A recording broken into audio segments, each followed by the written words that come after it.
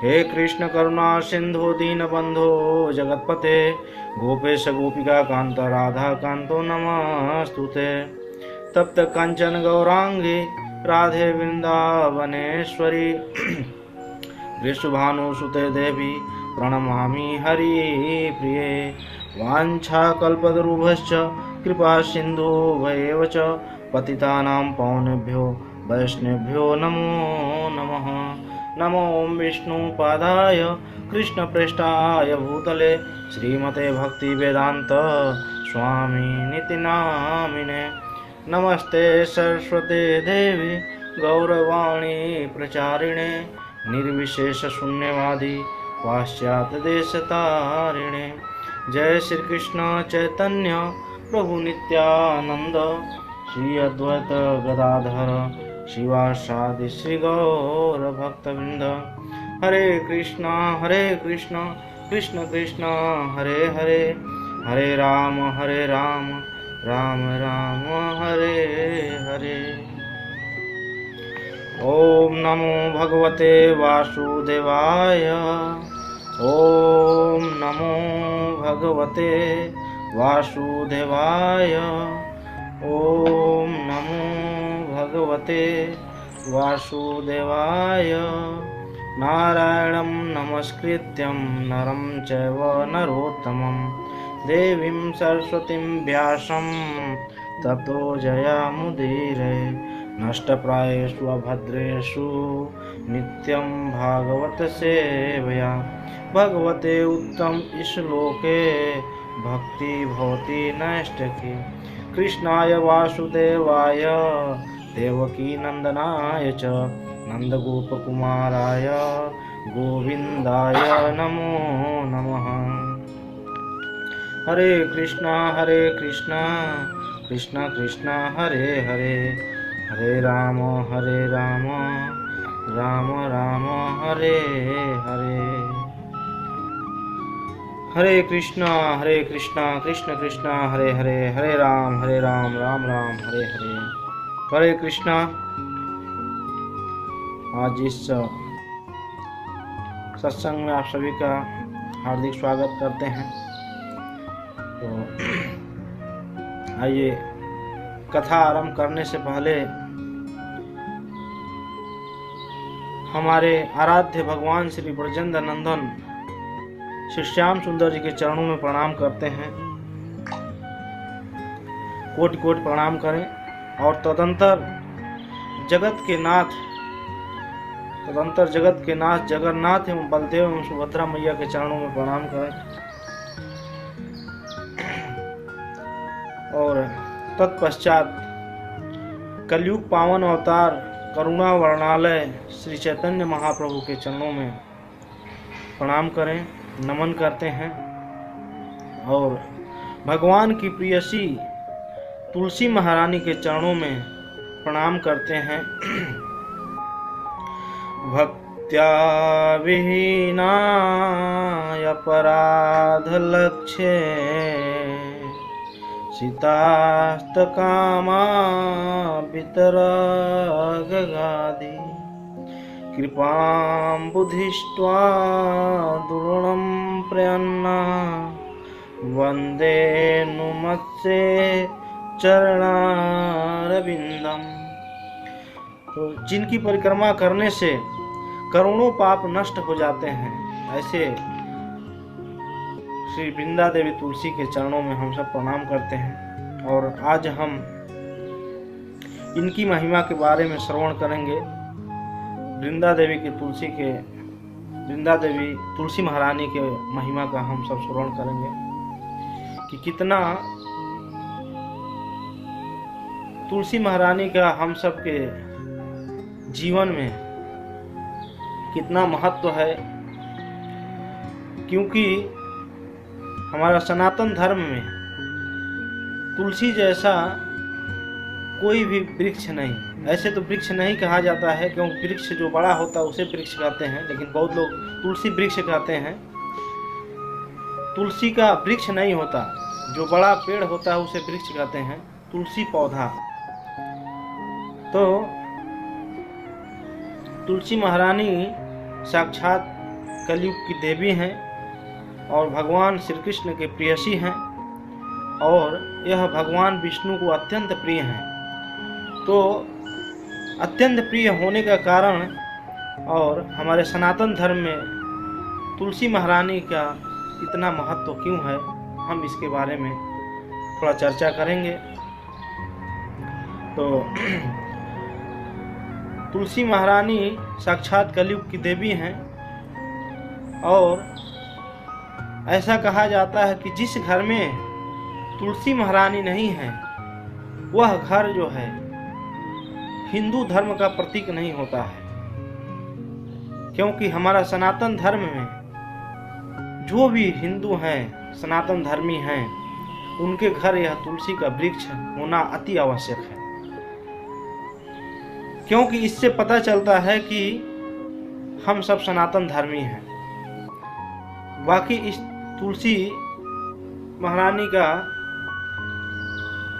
जो अदर लोग हैं वह नहीं महत्व समझते और उनका उतना सेवा भी नहीं कर सकते, क्योंकि यह तुलसी महारानी से जिनके घर में रहती हैं सुख समृद्धि शांति प्राप्त होता है। और इसीलिए हमारे सनातन धर्म में कार्तिक महीना जो 12 महीने में सबसे उत्तम महीना है, अभी जो बीता है, और यह कार्तिक महीना में अनेकों भगवान लीला किए। जैसे भगवान रामचंद्र 14 वर्ष वनवास काट के अयोध्या आए, जैसे दामोदर लीला आप सब श्रवण किए हैं। भगवान कृष्ण दामोदर लीला किए, गोवर्धन धारण किए और अनेकों ऐसे और भी पर्व हैं। इसमें अनगिनत पर्व आते हैं, जिसमें एक देवयानी एकादशी के दिन अपना शालिग्राम और तुलसी विवाह होता है। शयन एकादशी से उत्थान एकादशी तक भगवान जो है 4 महीने निद्रा में चले जाते हैं, और जैसे ही भगवान उत्थान एकादशी के दिन भगवान उठते हैं, उनका सबसे पहले तुलसी पत्र और जल से स्वागत किया जाता है। और भगवान का उत्थान एकादशी के दिन ही भगवान शालिग्राम और माता तुलसी का विवाह एक दिन कराया जाता है। और इस विवाह के बारे में इतना महत्व है कि अब शालिग्राम जो हमारे हैं पूजनीय भगवान हैं। हम देखते हैं कि जो भी ब्राह्मण आते हैं विवाह कराने या कोई भी कथा कराने, तो शालिग्राम उनके पास जरूर रहता है। तो शालिग्राम के महत्व के बारे में स्वयं भगवान शिव माता पार्वती से पद्म पुराण में बताते हैं कि शालिग्राम की महत्व कितना है। फिर हम तुलसी माता के महत्व के बारे में हम श्रवण करेंगे।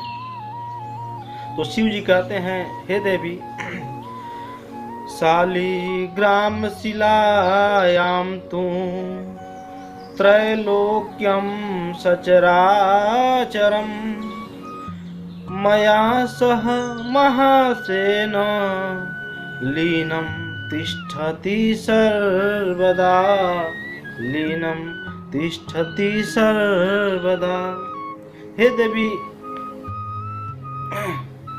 मैं शालिग्राम का बारे में बता रहा हूँ। शालिग्राम शिलायाम त्रैलोक्यम सचराचरम, ये तीनों लोक में यह शालिग्राम का बहुत ही महत्व है, क्योंकि भगवान शिव खुद बोलते हैं, मया सह महासेन। हे देवी, हे पार्वती, मैं खुद इस शालिग्राम में विराजमान होता हूँ।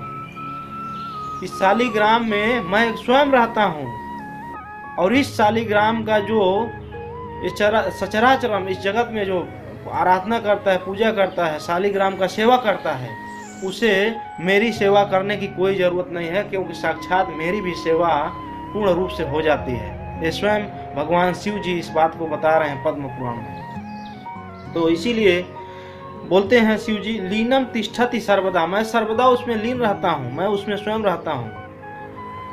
हे देवी, इसलिए शालिग्राम का बहुत ही महत्व है। तो शालिग्राम का महत्व क्या है? शालिग्राम कैसा होना चाहिए वो भी शिव जी उसके बारे में भी बताते हैं। क्योंकि आज के लोग क्या करते हैं, शालिग्राम को मार्केट से खरीद के लाते हैं पॉलिश किया हुआ, वो शालिग्राम वह जो है सही नहीं होता। क्योंकि शालिग्राम यह नेपाल की गंडकी नदी आती है और यह शालिग्राम पत्थर उस नदी से प्राप्त होता है। क्योंकि उस गंडकी नदी को भगवान स्वयं विष्णु वरदान दिए थे।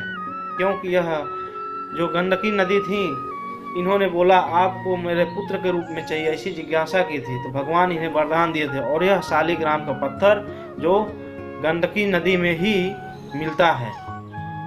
और उस शालिग्राम के बारे में भगवान शिव जी आगे बताते हैं। शालिग्राम हरे चिन्ह प्रत्यम पूजनेर।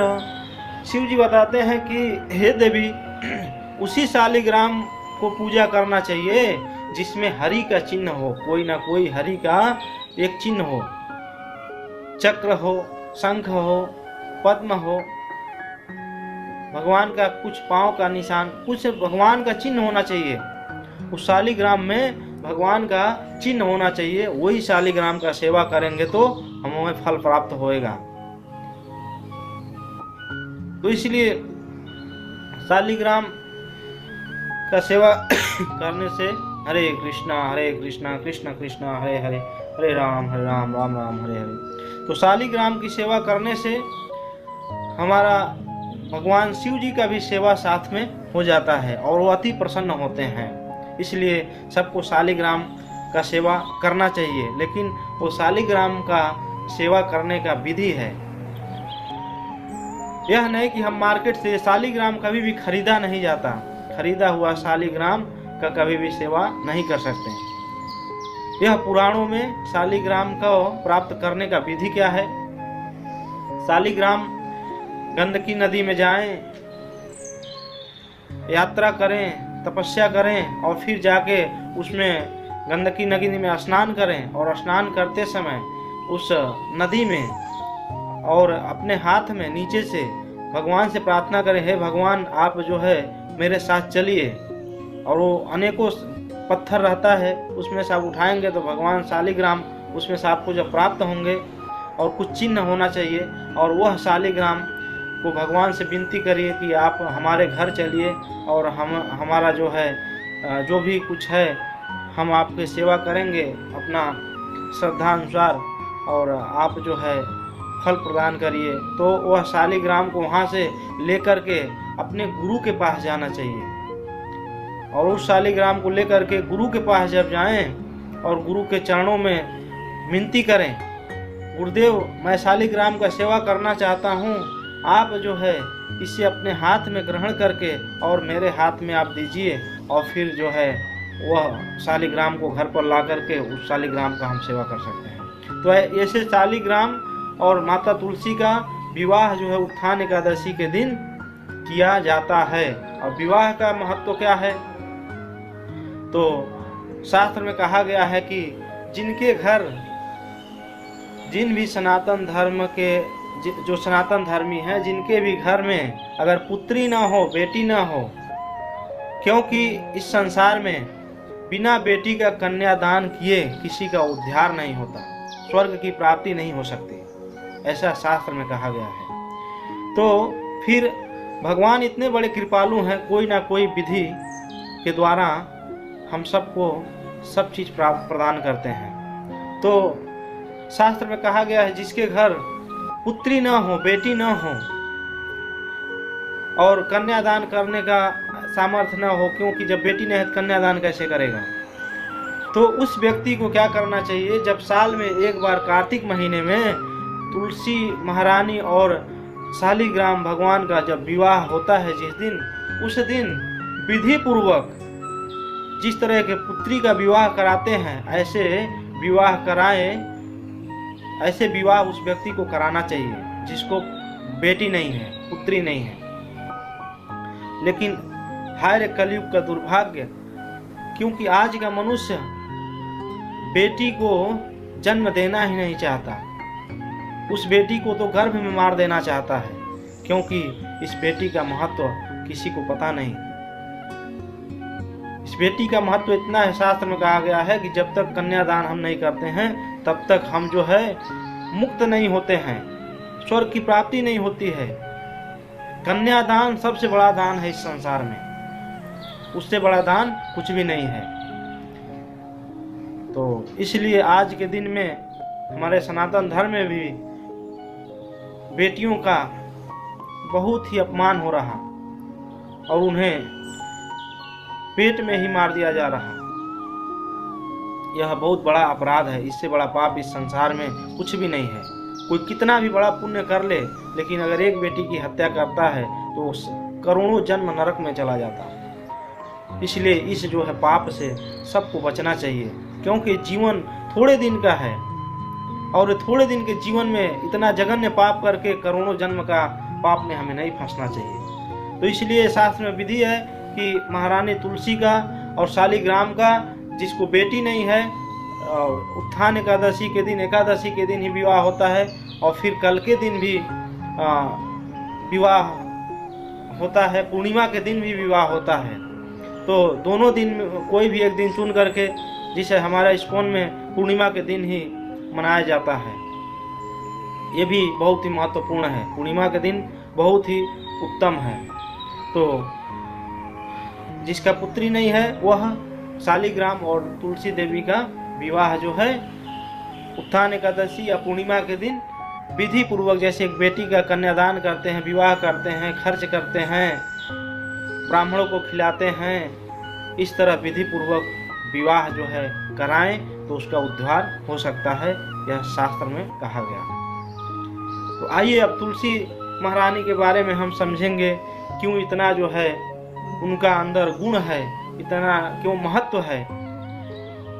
तो यह तुलसी महारानी जो थी सतयुग में, यह जो सतयुग में देव और असुर थे, देवताओं के गुरु बृहस्पति थे, असुरों के गुरु शुक्राचार्य थे। तो शुक्राचार्य के पक्ष में यह वृंदा नाम से जानी जाती थी और यह बहुत बड़े वैद्य थे, उनकी पुत्री थी। तो वह वैद्य न रहने के बाद में वह इनको सारा जो है ज्ञान दिए थे। वृंदा देवी को पूरा जो है औषधियों की मालकिन बनाए थे। और यह जब देव और असुरों में युद्ध होता था और जो असुर जख्मी होते थे, तो यह वृंदा देवी का कार्य था उनको जो है अपने जड़ी बूटी से सही कर देना, अपने औषधियों से ठीक कर देना। ये वृंदा देवी थी। और उस टाइम भगवान शिव जी को इंद्र ने क्रोध दिलाए थे, तो उनका तीसरा नेत्र खुल गया था इंद्र को मारने के लिए। तो इंद्र वहाँ से भागने लगे और बाद में सब देवी देवताओं के चरण में गिरे और फिर लास्ट में आके शिव जी के चरण में गिरे, मुझे क्षमा करिए। क्योंकि शिव जी का तीसरा नेत्र खुला था, उससे जो उनका दिव्य प्रकाश था, ज्योति था, अग्नि के समान, जो जला देता अगर देवराज इंद्र मिल जाते तो वह बाद में सब देवी देवता मिल करके उसे समुद्र में जो है समाहित कर दिए। और उस टाइम समुद्र में समाहित करने के टाइम एक जो मत्स्य थी उन्होंने ग्रहण कर लिया और उनके गर्भ से, क्योंकि जल में रहती थी और वो पुत्र जन्मा, तो वह बहुत ही पराक्रमी, जिनका नाम जलांधर था। आज भी जो जलांधर शहर है उनके नाम पर ही है। तो वह शिव जी का ही अंश होने के नाते बहुत ही पराक्रमी था और उसको अपने दिव्य दृष्टि, चक्षु दृष्टि से शुक्राचार्य ने देख लिए, तो साक्षात जो है महादेव के पुत्र हैं। और जल में उनकी जन्म होने के नाते, इसी नाते उनका नाम जलांधर पड़ा। और शुक्राचार्य, दैत्य गुरु शुक्राचार्य ने उन्हें लाए और अपने गुरुकुल में उन्हें शिक्षा प्रदान किए और देवताओं के प्रति उन्हें द्वेष की शिक्षा दी।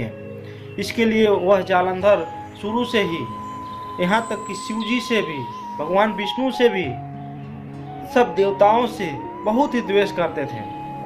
क्योंकि यह बात पता चलने के बाद में वह इंद्र जी जालंधर को मारने गए कि जालंधर बड़ा होकर के हम सबको क्षति पहुंचाएगा।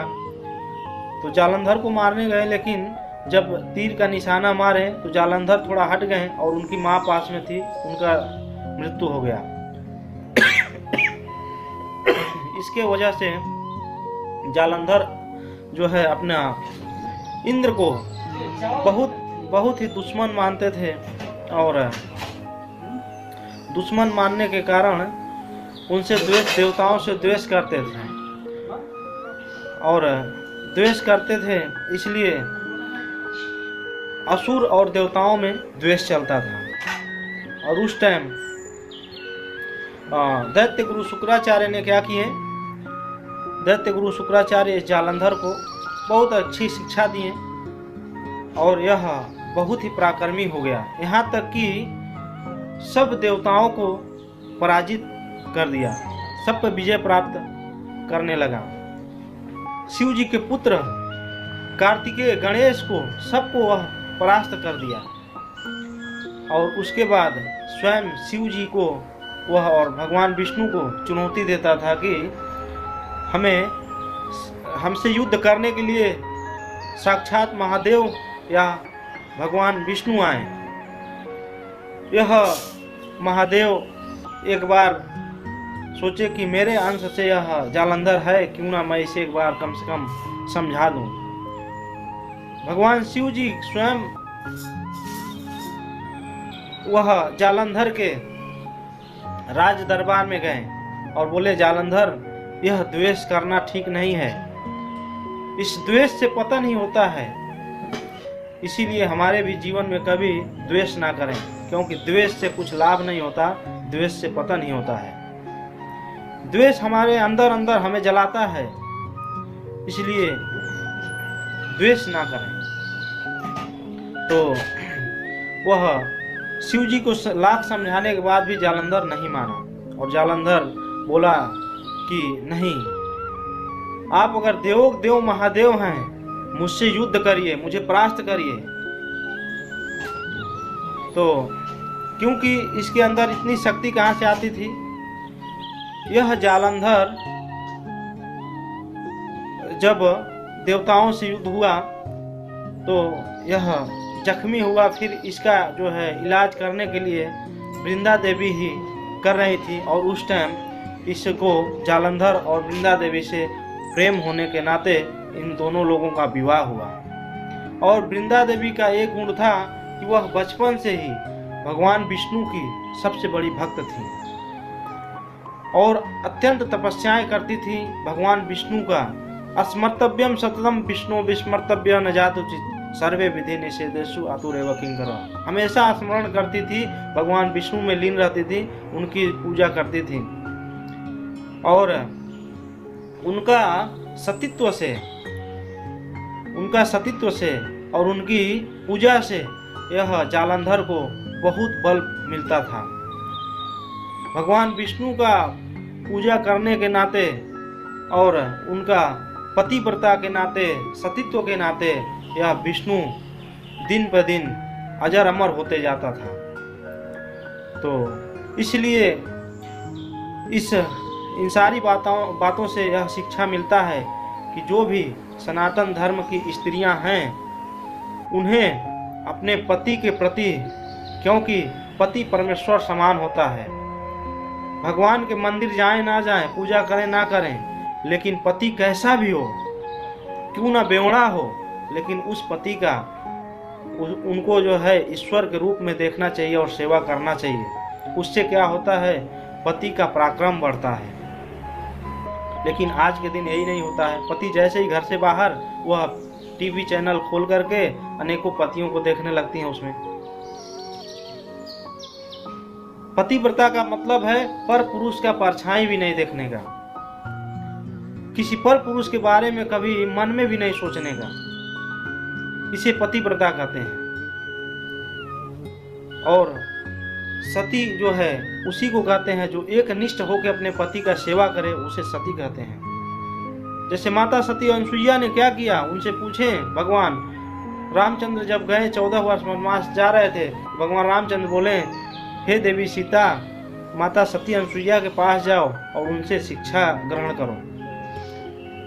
उस टाइम माता सती अनुसुईया ने यही बात बताया माता सीता से, हे देवी सीता, इस संसार में मैं कोई तपस्या नहीं की हूँ, मैं बहुत पूजा याचना नहीं की हूँ, लेकिन मैं एक ही काम की हूँ, केवल एक निष्ठ होकर अपने पति की सेवा की हूँ।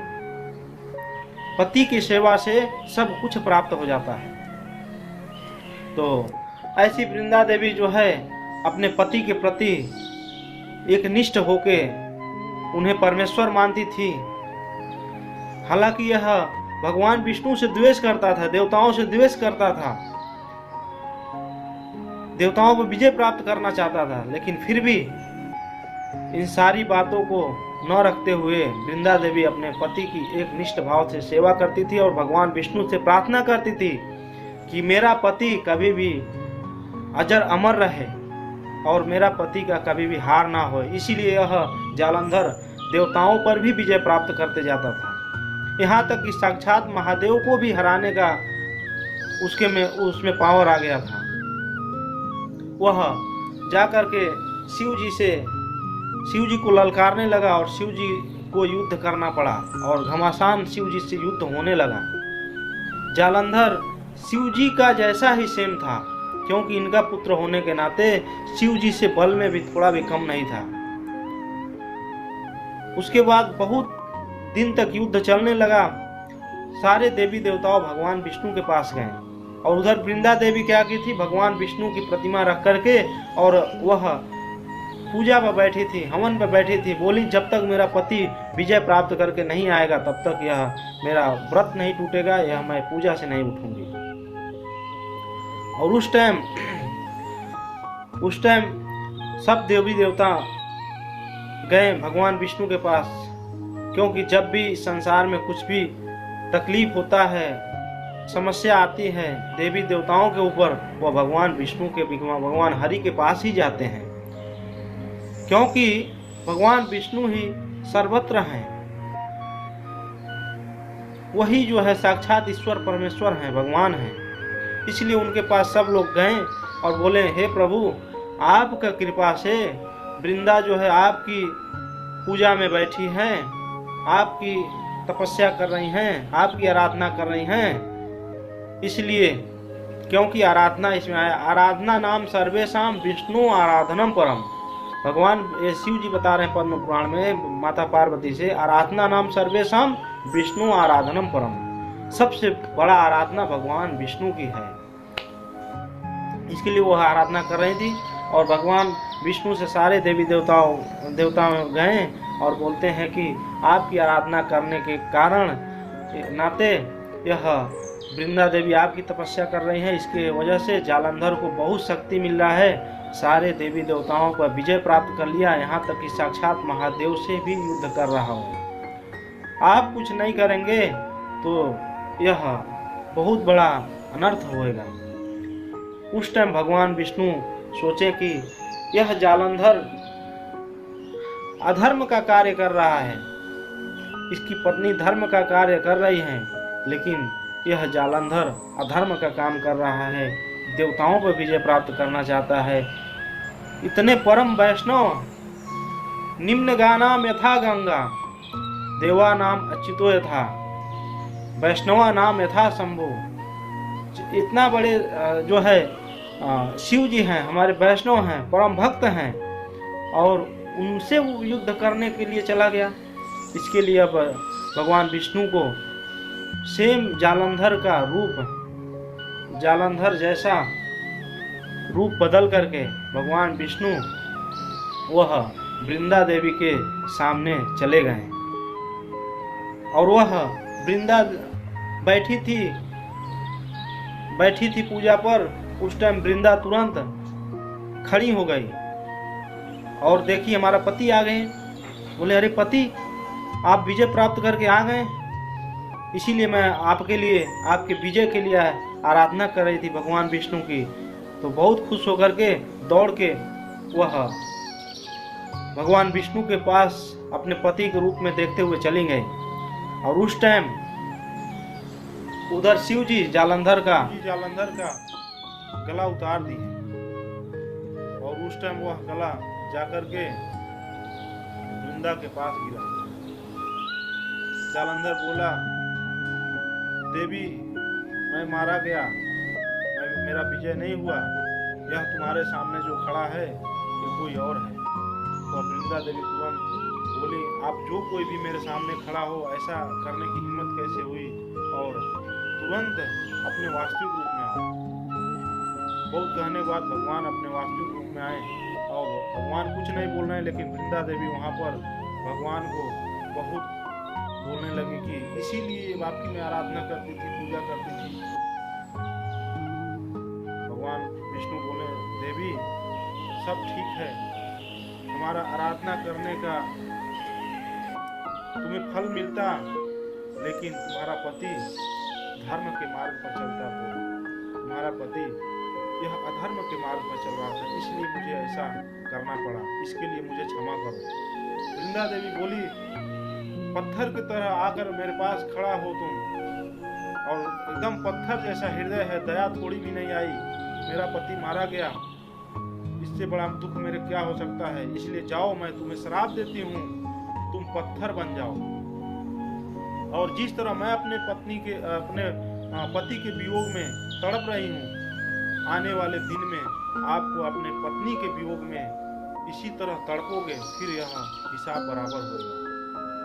भगवान अपने भक्त का वचन को वह अधूरा नहीं रखते हैं। भगवान बोले, वृंदा और भी कुछ बोलना है, कहो, श्राप देना है तो सारी तुम्हारी बात मुझे स्वीकार है। इसलिए भगवान जो है भावग्रही जनार्दन, भगवान भक्त के अधीन होते हैं। और वही भगवान एक दिन शालिग्राम के रूप में, भगवान शालिग्राम पत्थर हो गए, और इसीलिए वह वृंदा देवी उनको अपने पति के रूप में देखी थी। इसीलिए एक दिन जो है भगवान शालिग्राम और वृंदा देवी का विवाह कराया जाता है। और उस टाइम भगवान विष्णु बोले कि हे देवी, तुम इतनी तपस्या की हो, इसके लिए यह जो वृंदावन है वह वृंदा देवी का, यह तुलसी वृक्ष अधिक होने के कारण वह वृंदा देवी का ही वृंदावन है, उनके नाम से ही वृंदावन है। और भगवान बोले कि आज के बाद जब तक यह पृथ्वी है, बिना तुम्हारे पत्ते का मैं कोई भी, मेरा कितना भी बड़ा भक्त क्यों ना हो, कितना भी महान भक्त क्यों ना हो, बिना तुम्हारे एक पत्ते के मैं किसी का 56 भोग क्यों ना हो, अमृत क्यों ना हो, मैं कभी भी स्वीकार नहीं करूंगा। यह ऐसा वचन भगवान दिए वृंदा देवी को। और भगवान बोले, तुम्हारा जो श्राप है वो भी मुझे स्वीकार है। इसलिए भगवान को शालिग्राम के रूप में पत्थर होना पड़ा। और अगला जो है युग में, त्रेता युग में, भगवान रामचंद्र वृंदा देवी का श्राप के कारण, ये कारण का तुलसी वृंदा देवी का श्राप का कारण गोस्वामी तुलसीदास जी बताते हैं। तो क्या क्या कारण भगवान राम जो है अवतरित हुए हैं, वो सारे कारण बताते हैं। तो इसमें एक कारण है वृंदा देवी का श्राप, और इसीलिए भगवान रामचंद्र और माता सीता का जो है विरह होता है, बिछड़ जाते हैं। और भगवान रामचंद्र दर दर जो है वन वन से पूछते हैं, पशु पक्षी पत्थर से पूछते हैं, हे खग हे मृग मधुकर श्रेणी, क्या तुमने देखी सीता मृग नैनी। भगवान बोलते हैं और रोते हैं, और उन्हें यह दुख होता है। यह वृंदा देवी के श्राप का, भगवान उनका श्राप का वचन का पालन कर रहे हैं।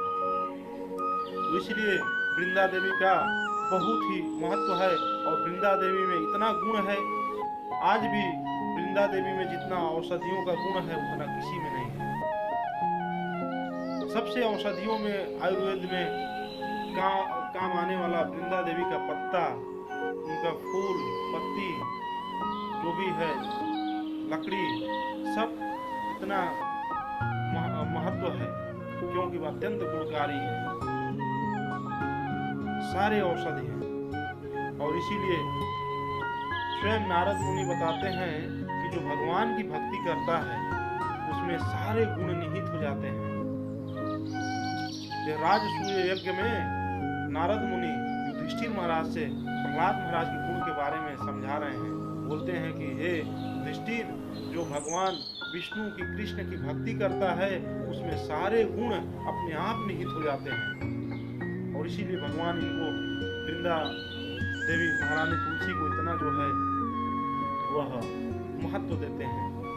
तो नारद मुनि जी क्या बताते हैं, आइए भागवतम में है, हम सुनते हैं। गुणेरयलम संख्येय महात्मं तस्य सूच्यते, वासुदेवे भगवती यस्य नैसर्ग किम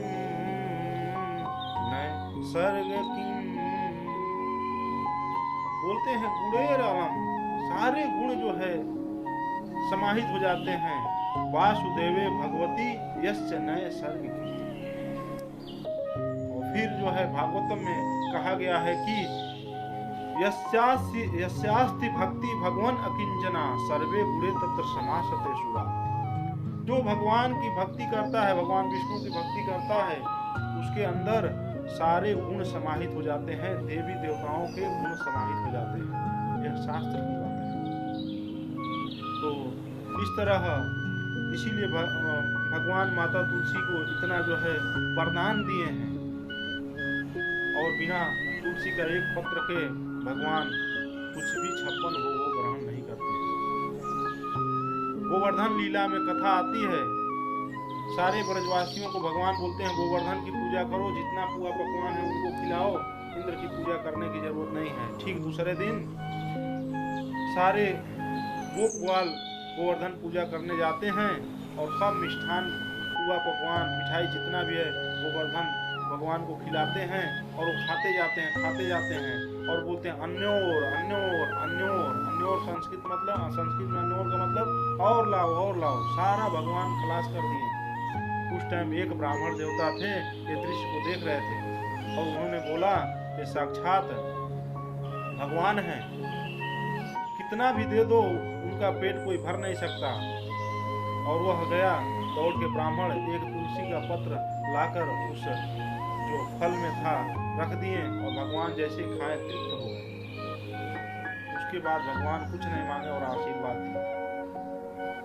और ठीक यही जो है भागवतम में कथा आता है,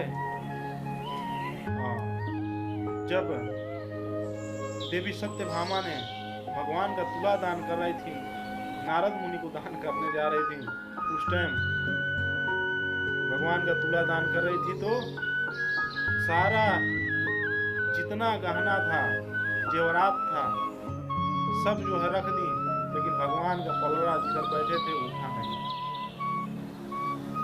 उस टाइम भगवान जो है देवी रुक्मणी को, माता रुक्मणी को इशारा किए कि अपनी बहन का तुम साथ दो। उस टाइम माता रुक्मणी जाती हैं और एक अंगूठी अपना निकालती हैं और उसमें तुलसी पत्र को बांध के रखती हैं। भगवान तुरंत हल्के हो जाते हैं। इसलिए जो है एक पत्ता तुलसी का भगवान के लिए इतना महत्व है। भगवान एक तुलसी का पत्र से और एक गिलास जल से तृप्त हो जाते हैं, सब कुछ हमें प्रदान कर सकते हैं, क्योंकि भगवान यह वचन दिया। इसीलिए भगवान को कभी भी हमारे पास कुछ भी ना हो, एक तुलसी का पत्र और जल जरूर अर्पण करें, क्योंकि भगवान भागवत गीता में खुल के बोले, खुद मांगे, बोलते हैं पत्रम पुष्पम फलम तोयम यो मैं भक्त्या प्रसति। लेकिन भाव से, भक्ति से, एक कोई मुझे अर्जुन पूछे क्या आप इतने बड़े हैं प्रभु, हे भगवान आपको कैसे कोई प्रसन्न कर सकता है, आपका तो सब कुछ है।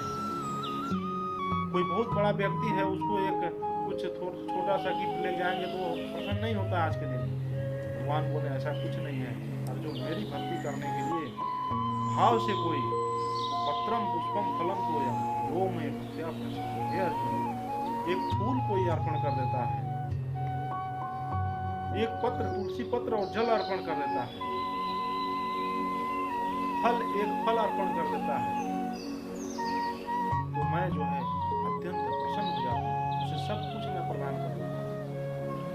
तो इसीलिए जो है वृंदा देवी का हमारे सब घर में सेवा होना चाहिए। देखिए हम लोग ऐसे जगह में फिर भी वृंदा देवी की सेवा करते हैं, फूल जल सब कुछ अर्पण करते हैं।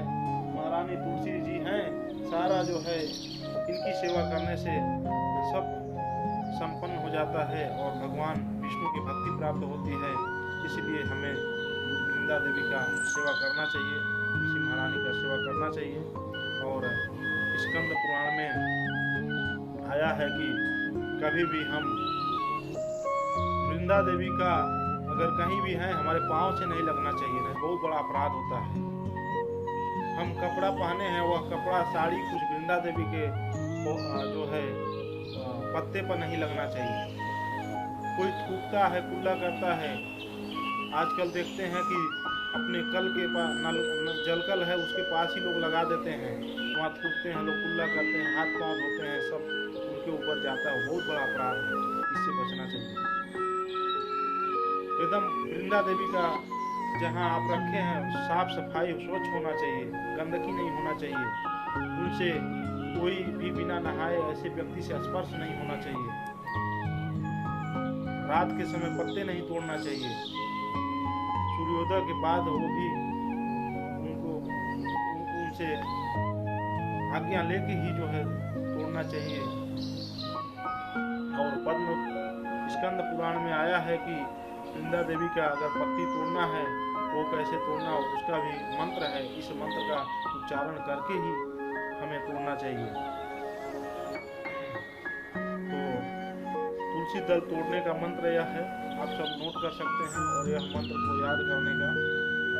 तुलस्यमृत जन्मासि सदा त्वं केशव प्रिया, चिनोमि केशवर्षार्थे वरदा भव शोभने, वरदा भव शोभने।